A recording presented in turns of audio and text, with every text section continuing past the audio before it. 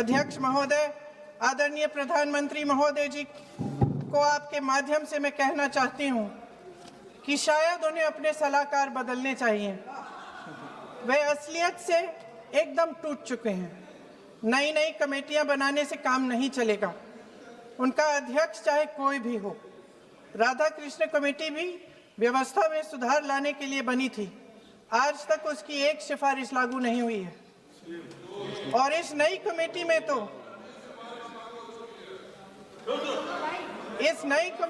तो एक x-IB chief, फिर चिल्लाएंगे, एक एक्स-आईबी चीफ, एक आईटी कंपनी के मालिक और एक गौमूत्र के विशेषज्ञ भी हैं।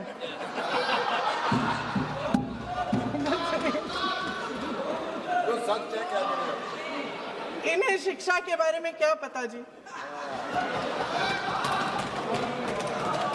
सच है। आप आज मेरे से नाराज हो रहे हैं। मन मुस्कुरा लीजिए। वो आपने भी चुनाव लड़ा।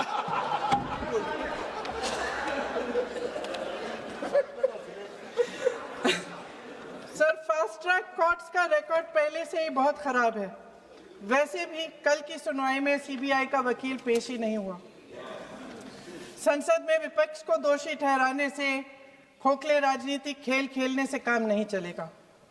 आप जेन जी का भरोसा वापस जीतना चाहते हैं तो नए नए एंगल से अपने फोन से नए नए वीडियो बनाने से नहीं होगा।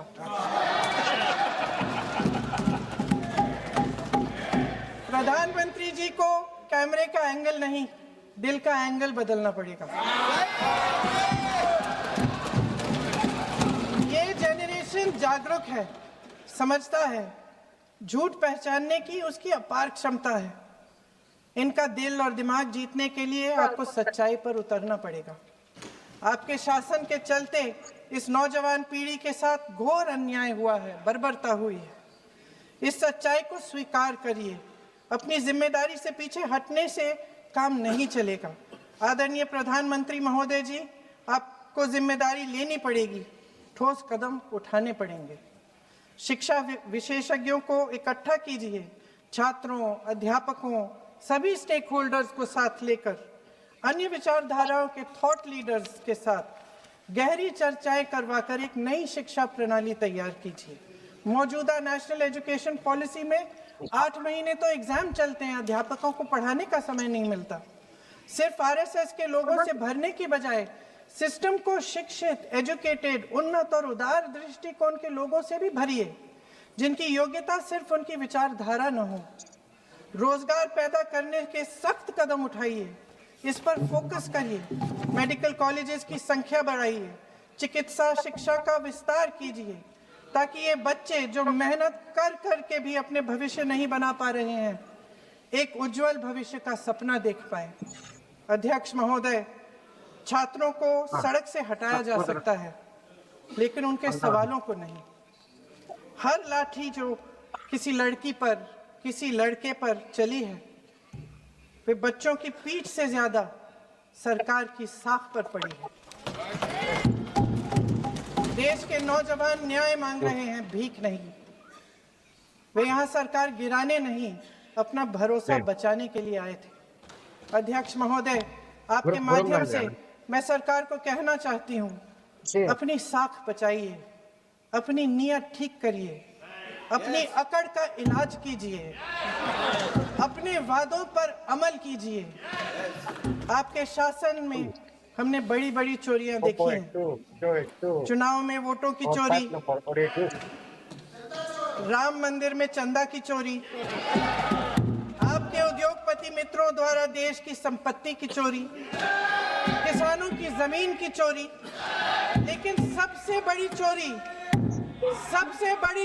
हाँ ठीक है, सबसे बड़ी चोरी तब हुई। कहिए, बोलिए।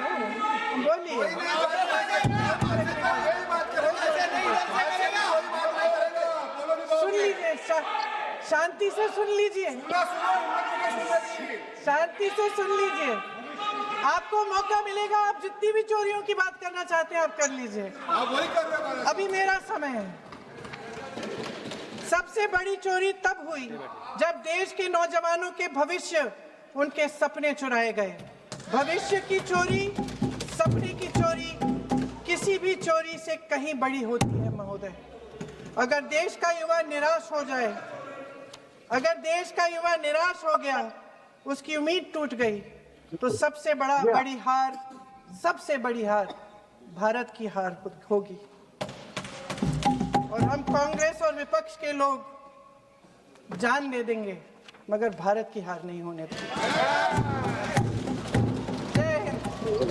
हमारे माननीय गृह मंत्री श्री अमित शाह जी ने यशस्वी प्रधानमंत्री श्री नरेंद्र मोदी जी के नेतृत्व में पूरे देश के सामने संकल्प लिया था, घोषणा की थी कि मार्च 31, 2026 तक हम ये जो माओवाद है, ये जो लेफ्टिस्ट वामपंथी टेररिज्म है, इसकी जड़ें जो है देश से उखाड़ फेंकेंगे। और आज इस सभा के द्वारा, इसके माध्यम से मैं हमारे गृह मंत्री जी को, हमारी सरकार को बहुत बहुत शुभकामनाएं देती हूँ। ये संकल्प सिद्ध करने के लिए उनकी बहुत सराहना करती हूँ। अध्यक्ष महोदय, 1967 में ये छोटी सी चिंगारी माओवाद की उठी थी। उस वक्त अगर कांग्रेस सरकार चाहती तो इसको उसी वक्त दबा सकती थी, लेकिन उन्होंने क्या किया, उल्टा उन्होंने आदिवासी लोगों को जो है वो सौतेला ट्रीटमेंट दिया।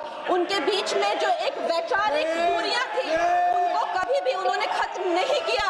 और जब ये माओवाद की समस्या हम उनके सामने आई, तो जैसे मेरे भाई संबित पात्रा ने पूरे देश के सामने आज बताया कि सोनिया जी और राहुल गांधी जी की वामपंथी सरकार प्लस उनके वामपंथी सलाहकार प्लस उनके जो वामपंथी मित्र और ये वामपंथी टेररिस्ट, और इनको जो भी जितने भी फंडिंग होती थी, जो भी इनके हथियार होते थे, गोला बारूद होते थे, वो उन लोगों से आते थे जिनके साथ ये कांग्रेस की सरकार उठती बैठती थी। तो हम लोग क्या अपेक्षा कर सकते हैं? क्या कोई समझौता इनके बीच और वामपंथी उग्रवादियों के बीच हो सकता था? नहीं हो सकता था। और उसका क्या परिणाम हुआ कि ये जो वामपंथी उग्रवादी हैं, ये बिल्कुल आउट ऑफ कंट्रोल हो गए। इन्होंने खून की नदियां बहा दी, इन्होंने 16,000 से ज्यादा अटैक किए, इन्होंने 2,000 से ज्यादा सुरक्षा कर्मियों को मार डाला, इन्होंने छोटे छोटे बच्चों की जो है वो जिंदगियां ले ली, वहां पे नरक बना दिया। इन्होंने तीन पीढ़ियां ये जो है नक्सलवाद की जो आग में है, जो इन्होंने झोंक दी। और जब इसके अंधेरे में पूरी तरह से जो ये क्षेत्र है जो डूब गए, जिन छोटे छोटे बच्चों के हाथ में लैपटॉप और कलम होनी चाहिए थी, उनके हाथों में इन्होंने बंदूकें दे दी। अध्यक्ष महोदय, इन्होंने जब पूरी तरह से उनका भविष्य खत्म कर दिया, तो पूरी तरह से अंधकार में तो अपना हाथ झटक लिया। इनको रेड कॉरिडोर बोल के, नो गो जोन बोलकर जो है पूरे देश में बदनाम कर दिया। हम भी फिल्म इंडस्ट्री में हम सोचते थे कि इतने अच्छे जंगल हैं, वहां जाके कोई गांव की शूटिंग करते हैं, अच्छा कोई गाना बनाते हैं, लेकिन उस टाइम की जो व्यवस्था है वो क्या कहती थी, अरे ये जो आदिवासी लोग हैं ये बड़े ही उग्र होते हैं, ये देश के साथ नहीं रहना चाहते, वहां शूटिंग मत करिए। खुद की असफलता छुपाने के लिए इन्होंने पूरे देश से जो है आदिवासी समाज को इन्होंने आइसोलेट कर दिया। लेकिन हमारे प्रधानमंत्री श्री नरेंद्र मोदी जी कहते हैं कि रात चाहे कितनी भी लंबी हो, वो रात ही है, सवेरा होना निश्चित है।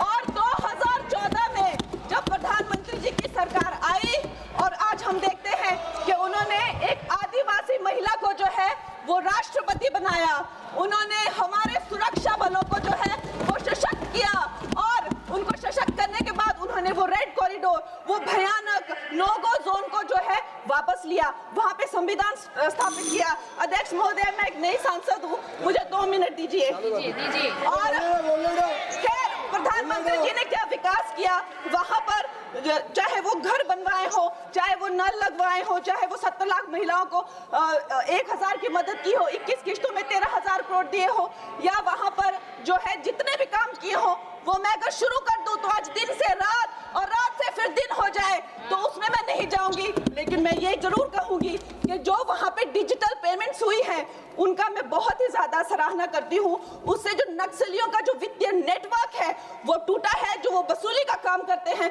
वो टूटा है, जिससे वो खोखले हुए हैं। उसके साथ में सबसे सराहनीय काम जो किया है वो मैं कहूंगी विकास और विश्वास के साथ जो हमारी सरकार ने इसको जोड़ा है। उसके उपरांत जो है उन्होंने जो समर्पण की नीति अपनाई है, 8000 से ज्यादा युवा जो हैं वो समर्पण कर कर मुख्य धारा से जुड़े हैं। उनको 5 लाख की राशि और उनको रोजगार दिया जा रहा है। महोदय जी, मेरे पास कहने के लिए तो बहुत है, लेकिन मुझे बहुत ही कम समय मिल रहा है। सदन के पास समय नहीं है। इस तरह की नीति हमने 2